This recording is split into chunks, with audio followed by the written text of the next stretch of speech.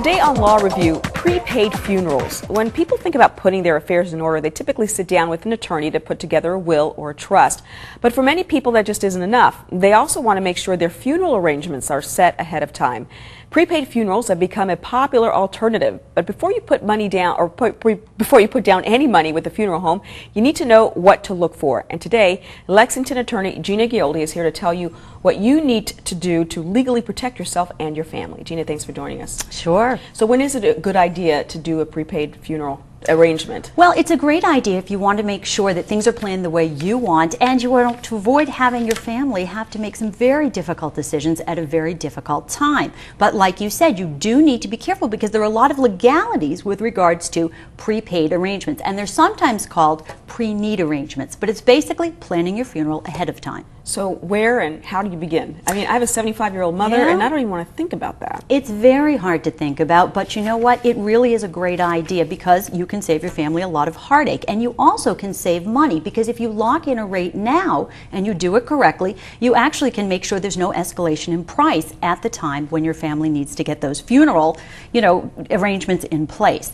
So what you need to do is, first of all, make sure that you're dealing with a very reputable funeral home, obviously. How do you know? Well, you want to make sure that you get some opinions of some business people and then some clergy and people that you really trust and recommend in the community.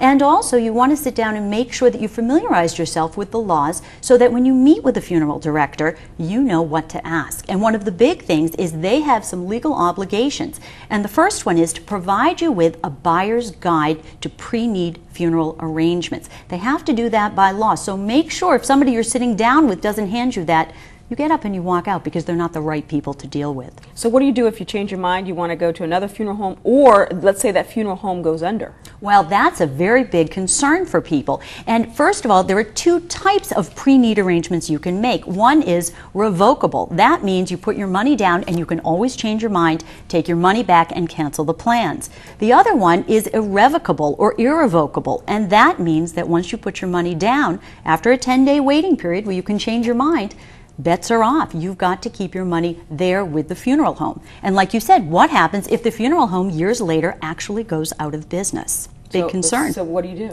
Well, there are laws that have been enacted that basically state the funds that you give to a funeral home have to be put in trust. So they're not the ones holding the money. But this was just enacted a couple of years ago. So if you made arrangements a couple of years back, you want to go back and take a look at that contract and see who's holding the money. Now the funeral home has to do one of two things. They either have to give it to a bank or some other institution to hold the funds, or they're buying an insurance policy for you. But either way, it's put into a trust. So the funds are there, and if they were to go out of business, arguably the money could be transferred to someplace else. Is there a certain kind of contract that you're looking for? There is. There's a very standardized contract here in Massachusetts that you should be provided by the funeral director. And it's really three parts. One is a standard pre-need contract that sets forth the deal that you're cutting. The second is a clear delineated statement of all the costs of the services and the goods that they're going to be giving you. And this applies to making sure you know what each item costs and what they're charging you for. And the last is that trust document that we talked about, where the money that's being held by either a bank or is in an insurance policy is clearly stated for you so you know who's holding the cash. Now, does Medicaid come into play when you're dealing with prepaid funeral arrangements? It does. You really have to make sure that you're up on the very specific requirements that Medicaid has. You can put some money aside for your funeral expenses that won't be counted by Medicaid.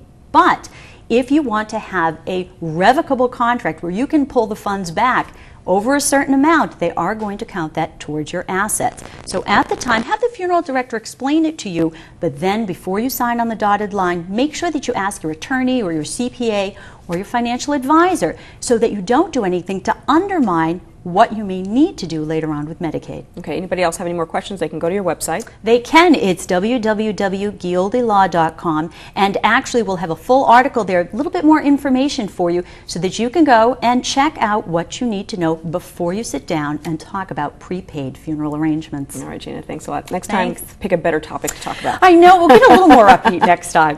A reminder, you can see all of the day's news and streaming video on our website. Just go to NECN.com or the NECN pages of Boston.com, the online home of the Boston Globe.